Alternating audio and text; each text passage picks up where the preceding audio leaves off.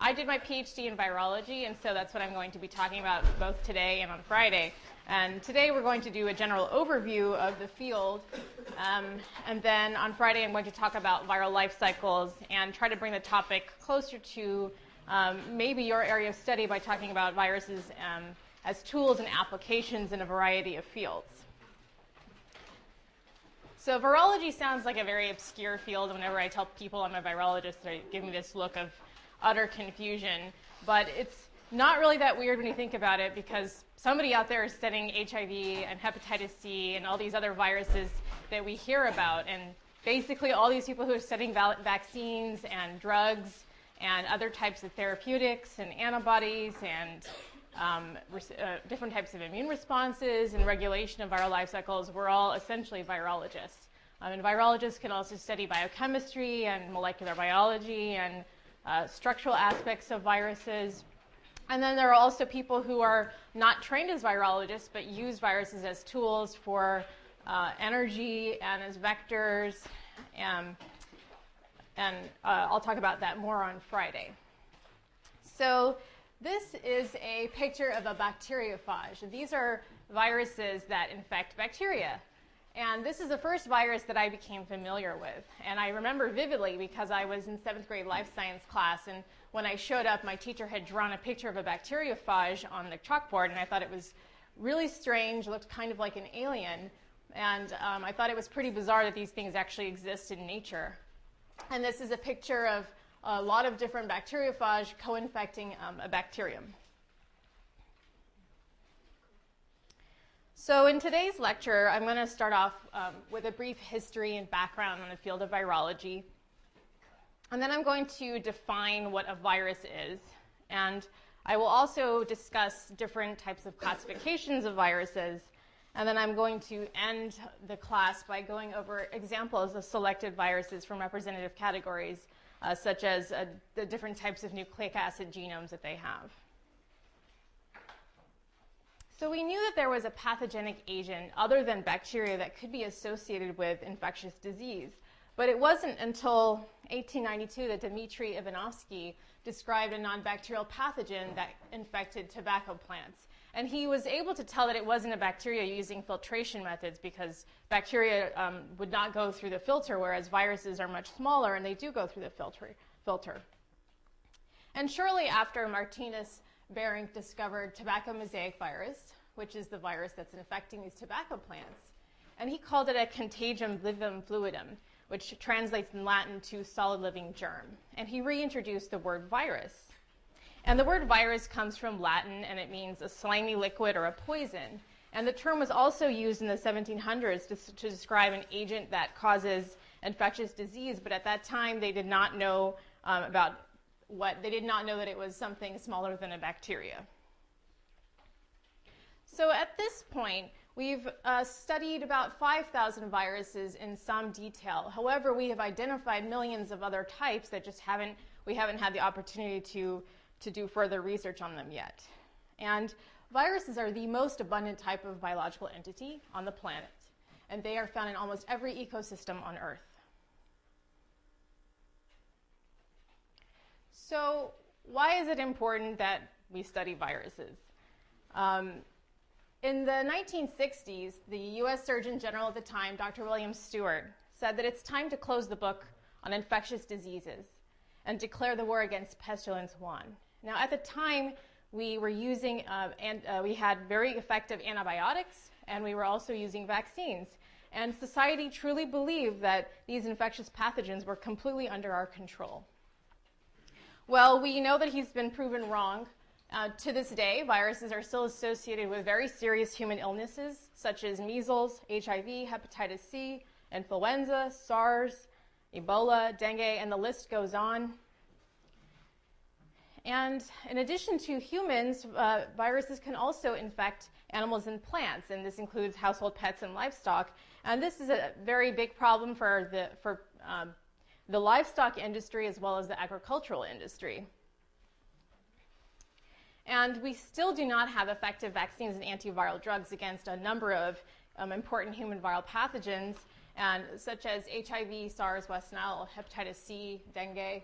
and others. And I wanted to point out, actually, that we do have very effective vaccines against measles and influenza.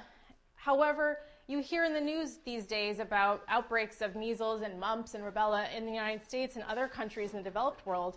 And this is because some people have been resistant to using vaccines because of some sort of illogical fear. And this is really a big problem because there's no scientific evidence that backs up that vaccines are not effective. They are by far the most effective way of preventing infectious disease caused by viruses. And so I hope that this is a very short-term trend and that people realize this pretty quickly. And the news is doing a pretty good job of highlighting how quickly a couple little clusters of people who don't vaccinate their children, how quickly this can become an outbreak and affect other people as well. So because of the nature of how viruses replicate, how quickly they replicate, and how easily they can adapt to different environmental stimuli, the landscape is constantly evolving. And new viruses continue to emerge. And an example of this is a novel coronavirus, which emerged in 2012 in the Middle East. And it's been since called the Middle Eastern Respiratory Syndrome coronavirus, or MERS. You may have heard about this virus, particularly in Saudi Arabia. And so far, there have been 206 confirmed cases of this virus, and this includes 86 deaths. And I know as of like 1 or 2 days ago that there was an outbreak in the UAE, and that I think the health minister in Saudi Arabia was recently fired because he hasn't been able to keep this virus under control, and people are afraid of another SARS-like outbreak. So this is a recently identified virus, and we believe that it's spread by camels. And this is not a new virus, but it was in the media recently because there was a very large outbreak in Guinea, and it had not been seen in Guinea previously. And it was very quickly, it rose to over 100 cases, and 187 actually, and 117 deaths. That's a fatality rate of 62.5%. And it seems like it's possibly coming under control, but I know that the World Health Organization said it was a pretty challenging outbreak to control, and it just spread so quickly. So as you probably are aware, Hollywood also seems to think that viruses are a neat topic, and there have been a bunch of movies over the last 2 decades that focused on viral outbreaks, and some of them are pretty far from reality, and there's obviously a lot of exaggeration. But I thought Contagion was interesting because it talks about epidemiology and how viruses can emerge in one spot and how they spread, and how we study viruses and then hopefully try to design vaccines and drugs to treat them. So how do we define a virus? Well, it shares some but not all of the characteristics of living organisms. It carries its own genetic material, and it's able to reproduce its genetic material. And it's also able to evolve through natural selection. However, a key difference is that viruses can only replicate inside living cells. That makes them obligate intracellular parasites, and so by the most strict definition of a living organism, they don't fall under a living organism definition. A bacteria, on the other hand, almost all bacteria can survive on their own. They don't have to replicate inside a living cell, a living mammalian cell.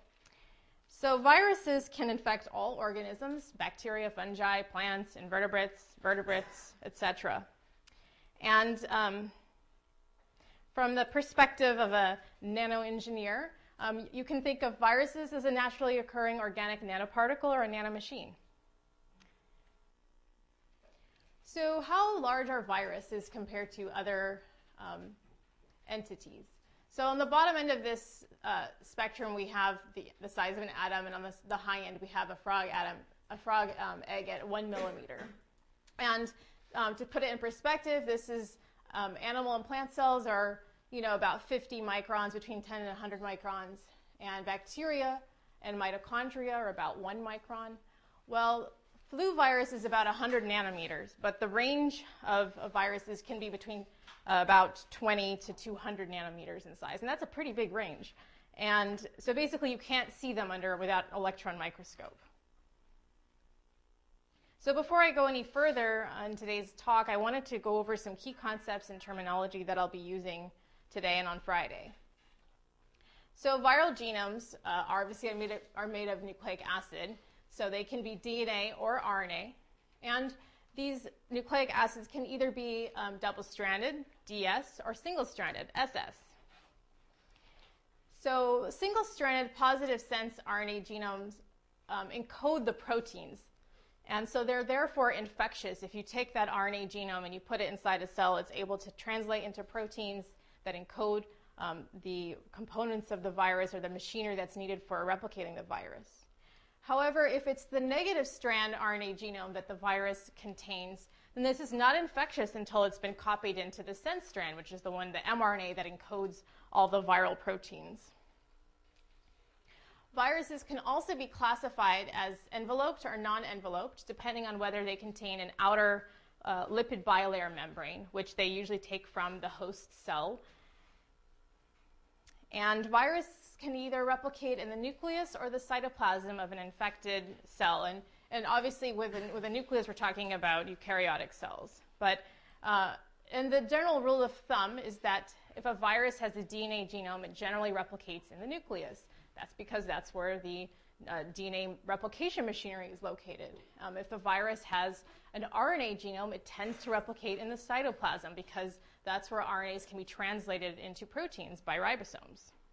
But there are some exceptions to the rule.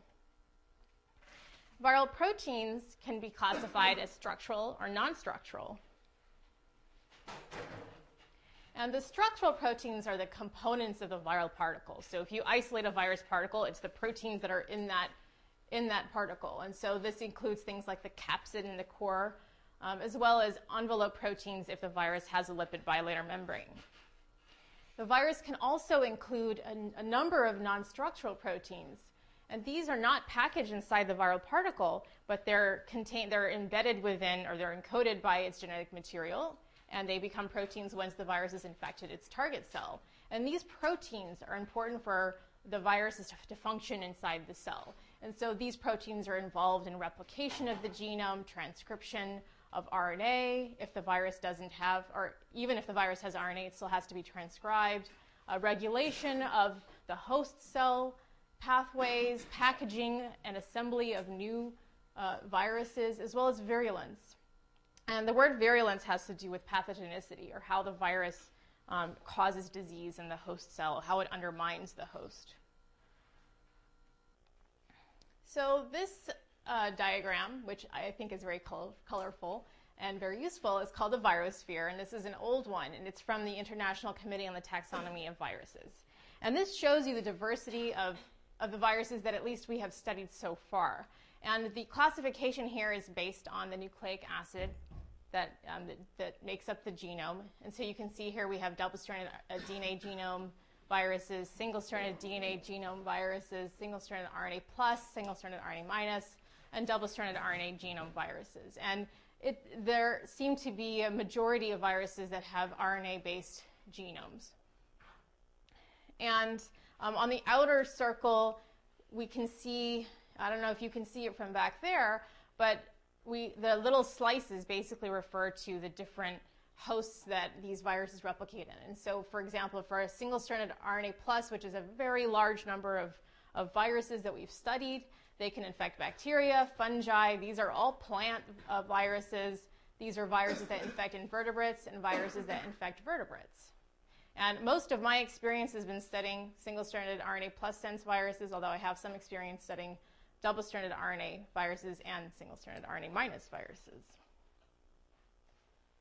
So this is a different chart. This is showing you what virus structures look like, the different viral particles.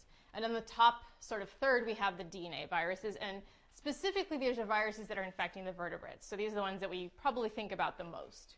And then on the bottom third, the bottom two-thirds, we have all these RNA viruses. And you can see that there's a diversity of shapes and sizes and structures.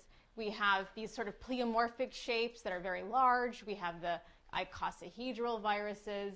We have, this is a bullet-shaped virus. We have spherical, filamentous, and so on. And you can see that the range of sizes is quite quite large. We have the parvoviruses here, pox viruses are here, filoviruses and the rhabdoviruses compared to the picornaviruses.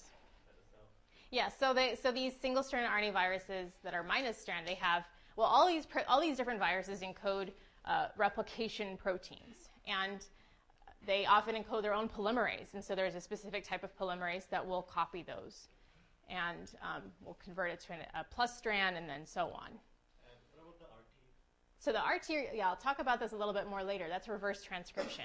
So these are the retroviruses, and HIV is the classic retrovirus. That virus has a plus strand RNA genome, but it gets copied actually it gets reverse transcribed into DNA actually. So reverse transcription is referring to the step of going from an RNA to a DNA, and then the DNA is then copied and actually inserted into the genome of the host cell.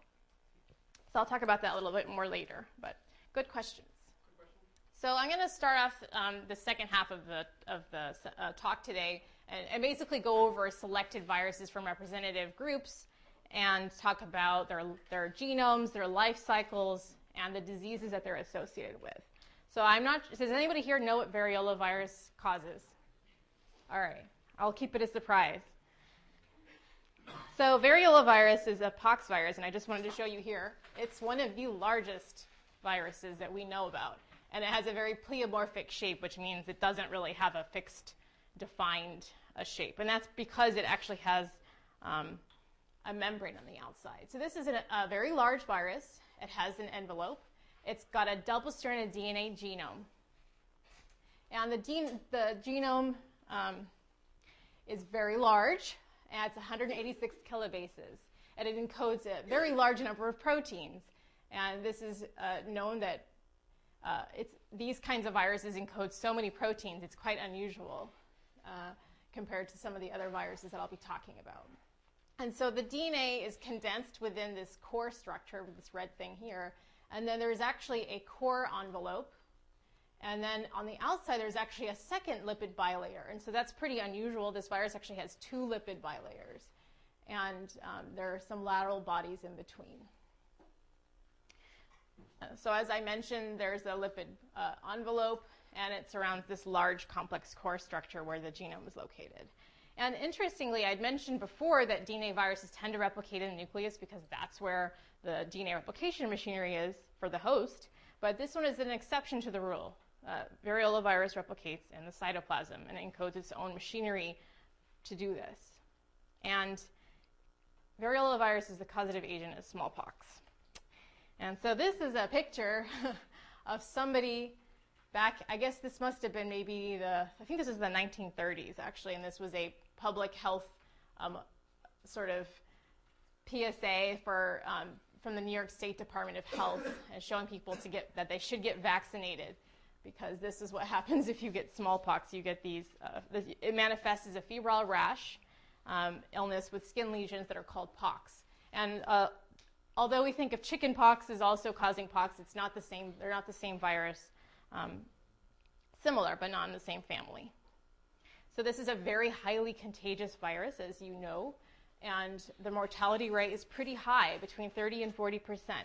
So those are bad combinations, high fatality rate and contagious. Now, smallpox was eradicated in 1980 as a result of a very effective World Health Organization vaccination program. And they used a related vaccinia virus-based vaccine to vaccinate people. And the last known case was in 1978. So we think the book's been closed. Unfortunately, many governments, the US included, actually have stockpiles of this virus.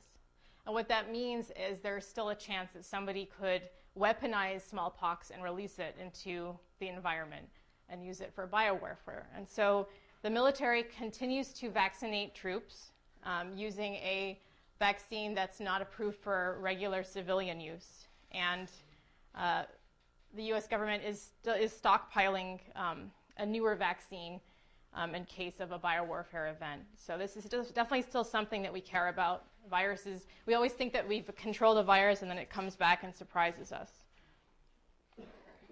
So influenza virus, you actually, I hope, know what this virus is associated with.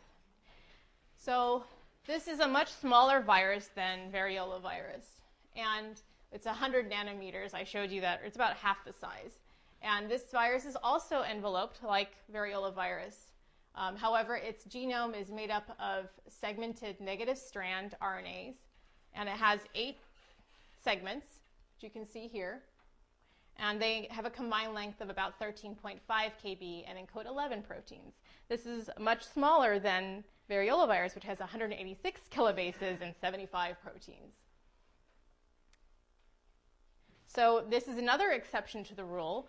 Unlike most RNA viruses, influenza actually replicates in the nucleus, and it has reasons for doing that. It actually steals some of the machinery that's used by the host for producing mature RNAs. And the viral envelope is studded with these proteins called HA and NA, and they stand for hemagglutinin and neuraminidase. And these are the proteins that mediate binding and entry of the virus to target cells. And we classify influenza into subtypes based on the diversity in the sequences of the HA-NA molecules. And there are there's a lot of variety of these sequences. And so you're probably familiar with you probably hear about things like H1N1 and H5N1, which was bird flu, and H7N9, etc. So as you know, influenza is associated with the annual seasonal flu. However, it can also be a cause of the rare pandemic flu. And the pandemic flu of 1918, which was called the Spanish flu, and it overlapped with World War I, killed 50 million people, which was 3% of the world's population at the time. And that's more than the number of deaths associated with World War I itself. So far this season, most of the flu viruses that have been analyzed by the CDC are like the viruses that are included in the vaccine, the current vaccine that's being used. And so they've done a pretty good job this year. And in general, they do a pretty good job. They keep track of the different viruses that are circulating, and they're usually in a couple different vaccines or virus strains that are included in the seasonal flu vaccine. And so we highly encourage people to get the vaccine every year because the strains do change, and you want to be protected. And you can be reinfected with a new flu virus if it's different enough. And so on that topic, influenza viruses can change in 2 different ways, antigenic drift or antigenic shift. And antigenic drift refers to small changes in the virus that evolve over time. And this happens pretty slowly. And this is what produces the new virus strains that usually are what we have to get a new vaccine for every year. And what happens if that strain is sufficiently different, then your immune response may not recognize it, and so then you'll be susceptible to that strain, even though you've had another strain, you've been infected previously with another strain. Antigenic shift, however, is a more abrupt, major change in the virus. And this results in completely new HA and NA proteins. And what happens is that when this happens, you have a new virus. And most people are not going to be are not going to have an immune response to this virus. And so that's what happens when you get an outbreak and you have a pandemic virus. And this is what happened in 2009 when a new H1N1 virus appeared, and it was able to infect people and quickly spread, causing a pandemic. So I'm going to take a moment to talk to you a little bit more about how antigenic shift can occur with influenza because of the fact that it has a segmented genome. So influenza A virus can infect many species of animals, including ducks, chickens, pigs, humans, whales, horses, and seals. On the other hand, influenza B virus only really infects humans. And so because influenza A can infect many different types of species, the virus can mix or reassort when it co-infects the same cell, as you see here. And this can result in a new virus that has a new combination of the HA-NA genes because you're basically scrambling all those different segments. And with a virus that has 8 segments, if you co-infect cells, in theory, you can produce 256 different genotypes. And so that's how you get a huge amount of diversity with influenza that can create antigenic shift.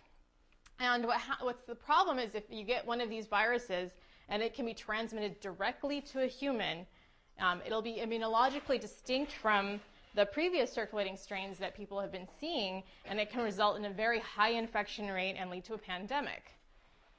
And in that case, a vaccine isn't going to be necessarily effective fast enough because it takes a while to develop a new vaccine. So then we have to use drugs to limit the infection. So rotavirus is somewhat similar to influenza. It has a segmented genome. However, this virus does not have a lipid bilayer envelope. And its segments are actually made of double-stranded RNA. And it has 11 segments, and they encode about 20 kb and 12 proteins. And this virus, actually, I studied as a postdoctoral scientist. And so the virus particle has 3 concentric protein layers. There's this yellow layer here, followed by the middle blue layer, and then the green layer is the one that encapsulates the genomic material. And the outer shell is made up of VP4 and VP7. And these are the proteins that help the virus bind and enter its target cells, which are the intestinal epithelial cells. And so, as you would expect, this is the main cause of severe dehydrating diarrhea in infants and young children worldwide. And up until recently, this virus was associated with 500,000 deaths annually in young children, mostly in the developing world. So similar to influenza, rotaviruses can co-infect cells, and there can be a reassortment process, and that leads to a diversity of the strains. However, unlike influenza, rotavirus is host range restricted. And what that means is this virus, if you have a human virus, it doesn't replicate in other species cells. So you're not going to get duck and human viruses replicating in the same cells. So it still limits the amount of diversity. And there are about 5 strains that are associated with 75% of the cases in the United States. And we don't see as many deaths in children in the United States with rotavirus, but we do see illness. We're able to handle it because it just requires medical supportive care.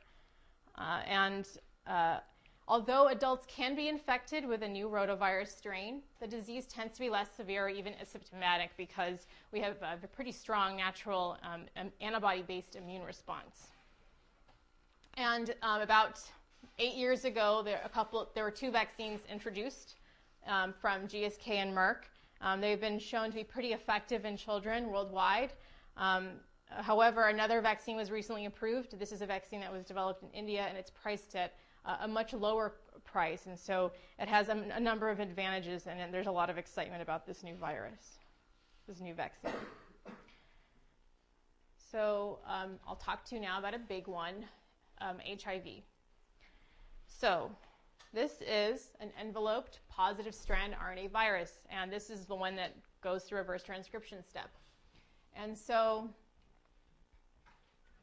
this is an interesting virus. It encodes, so it has a 10 kb genome and 9 genes, and it has a very complicated replication strategy, and it encodes 15 proteins after processing. And interestingly, all retroviruses carry 2 copies of this genome, and this is unique to the retroviruses. And there are several possible explanations for why the virus has evolved to do this, but it definitely provides some sort of advantageous benefit to the virus. So the virus has 2 envelope glycoproteins, GP120 and GP41, and these bind to the receptors and co-receptors on the target cells. And these target cells, the receptor is CD4, and the co-receptors can be CCR5 in most cases and CXCR4 in some cases. And the cells that carry these receptors are T cells, macrophages, and dendritic cells. And these are very important components of the cell-mediated immune response. So as I mentioned, retroviruses such as HIV go through a reverse transcription step where their genome is converted into a complementary DNA or a cDNA strand. And then that strand is copied to generate a double-stranded DNA molecule. And interestingly, these retroviruses integrate into the host genome. So if you get infected with a retrovirus, then your DNA in that cell that it's infected will get a copy of the retrovirus's genome inserted inside it. And that can actually be associated with some types of cancers, as well as other deregulation, because the genome can insert and then its sequence can actually regulate the human genomic material that's next to it. So the problem is that when HIV replicates inside these immune cells, it kills them. And as a result, the person who has this virus will eventually, over time, lose their cell-mediated immune response. And the disease of the AIDS disease is actually a manifestation of the body's inability to defend itself from opportunistic pathogens. So normally a healthy individual can fight these different types of bacteria and viruses and yeast, but in somebody who has full-blown AIDS, they have no cell-mediated immune response, and so they end up getting infected with these pathogens, and often that's what they are succumbing to over time.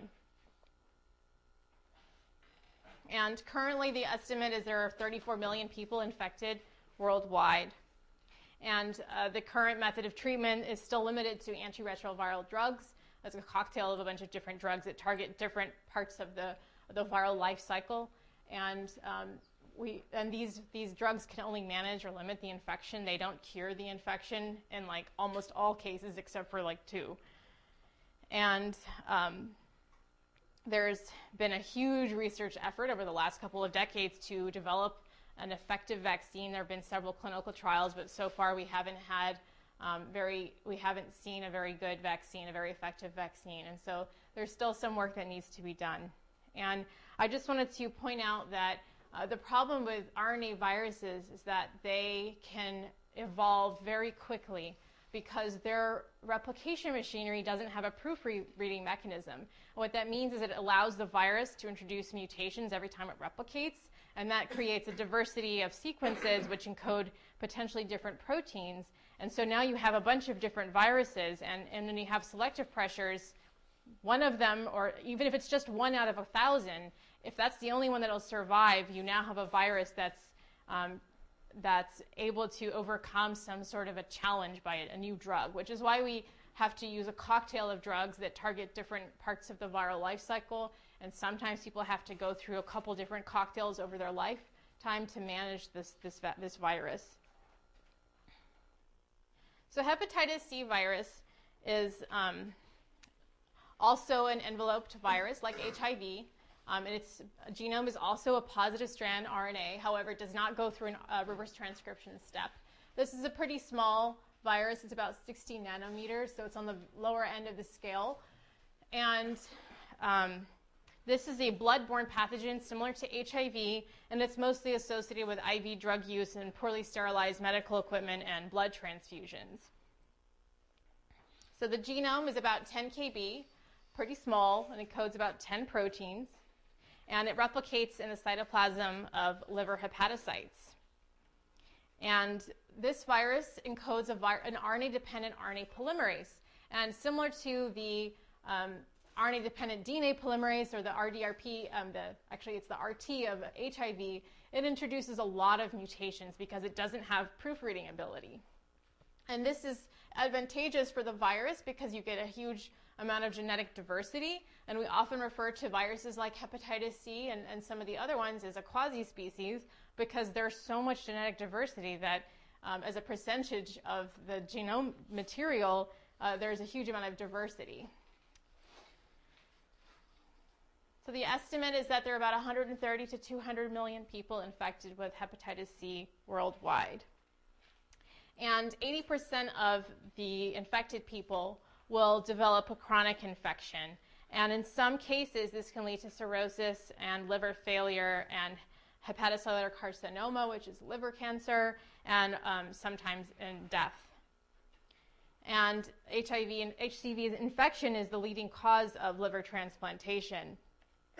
And similar to HIV, we currently do not have an effective vaccine, and so treatment is limited to a cocktail of antiviral drugs, and it's usually combined with pegylated interferon. And normally this is not a very pleasant treatment for many people. Some people would rather just have HCV and not treat it because the consequences of interferon treatment and these drugs makes you feel almost like you have the flu. So there's been a lot of interest in developing better drugs, and I mentioned that vaccines are still at the development stage. Now, in the last year, or maybe less than that, in the last 6 months, there have been 2 new drugs introduced to treat HCV, and one of them in particular is getting a lot of media attention. It's called Sovaldi. And this drug is interesting because it doesn't need to be co-administered with interferon, and for some patients who can't take interferon, this is a really important accomplishment. So it's very useful in that sense. However, this drug costs $84,000 over a 12-week course of treatment. So there's a lot of scrutiny from health insurers and lawmakers. And this is becoming a common theme, actually. We see a lot of these new drugs that are called orphan drugs or drugs that treat a very unique segment of the population, and there's definitely need for it, but the price tag associated with these drugs is gigantic. And that's because it takes a very long process to get these drugs from the research stage to being approved by the FDA. I think the current estimate is something like 12 years and $2 billion for every drug. And thousands of these drugs will fail in the process, and so that's why it costs so much money. And, I just wanted to mention that, interestingly, even though hepatitis C virus causes a liver disease, this virus is actually related to, it is closely related to West Nile virus and dengue virus and yellow fever virus. They are members of a separate genus within the same family. And so, these viruses can have genetic similarity, but they can cause very different diseases and infect different cells and have different life cycles. And hepatitis C is known to be one of those viruses that stays sort of, it basically replicates at a very low level in liver cells, and so it'll take, for many decades, it'll just be replicating at a very low level, and to keep itself basically from being detected by the host immune response. So Ebola, I mentioned this before. This is a virus that's enveloped, and it's a negative strand RNA genome. And this has a 20 kb genome, which encodes 8 proteins. And it has a very unusual shape. It doesn't look like any other virus I've ever seen. It kind of looks like a worm. It's got a filamentous shape, and it's pleomorphic in size and shape, which means that there's a very big diversity of how long it can be and how it can form these little knots and stuff like that. So this virus has an E protein or an envelope protein that helps it to bind and to enter cells. And the natural host for this virus is the fruit bat, which is present in certain parts of Africa. And the virus is transmitted to people from wild animals, and it spreads in the human population through human-to-human transmission. And a variety of organs and cell types can be infected with the virus. And the disease is basically a result of an impairment of the vascular and coagulation systems, which leads to eventual multiple organ failure. And these viruses, Ebola and a related one called Marburg, are associated with a very high fatality rate, and it can be up to 90%. And the virus replicates very quickly and is very contagious, as you know from the recent news, where it spread to almost 200 people in about 2 months.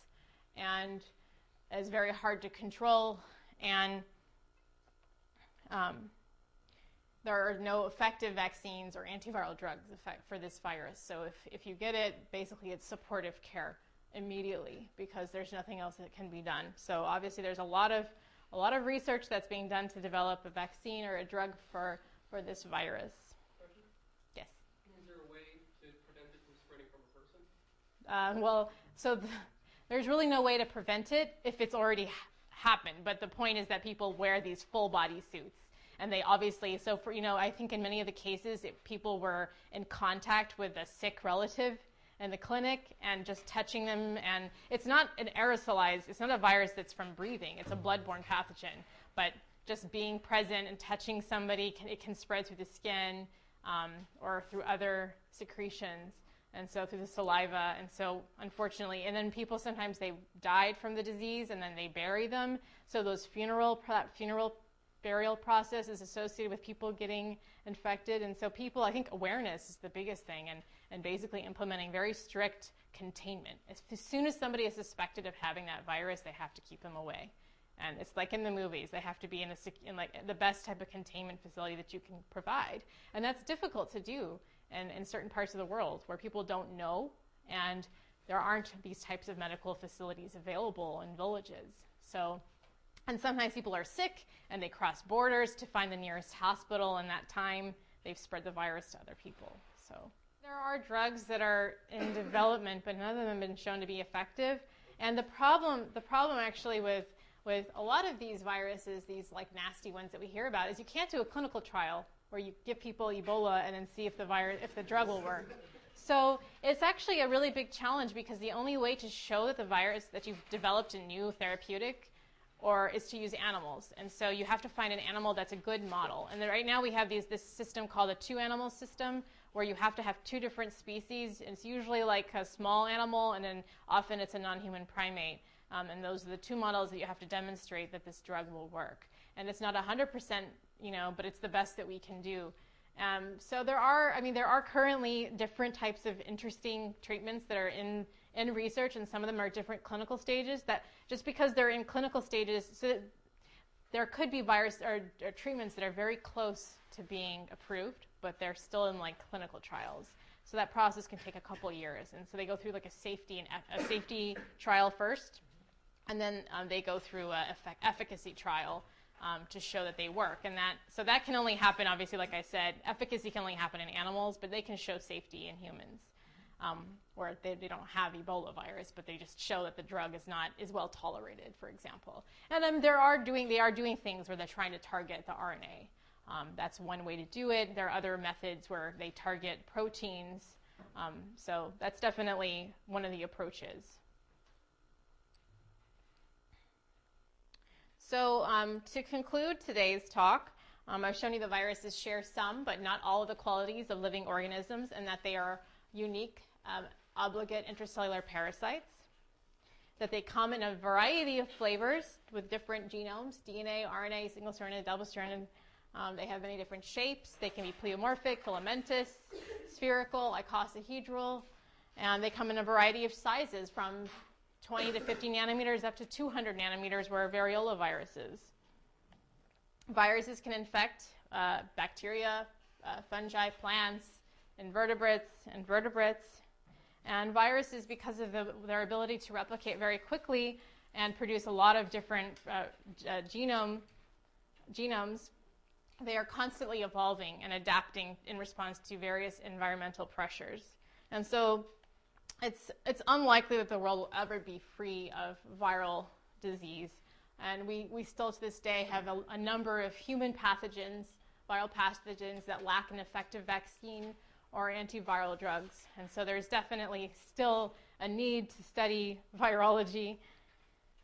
And, so I just wanted to say that on Friday I will be talking about viral life cycles, and how viruses can be used as tools and applications. So I'll be talking about vaccines a little bit, and viruses that can be used to target cancer, and viruses in applications that are outside of biology and medicine, such as energy even, and maybe bring that closer to your area of expertise. So.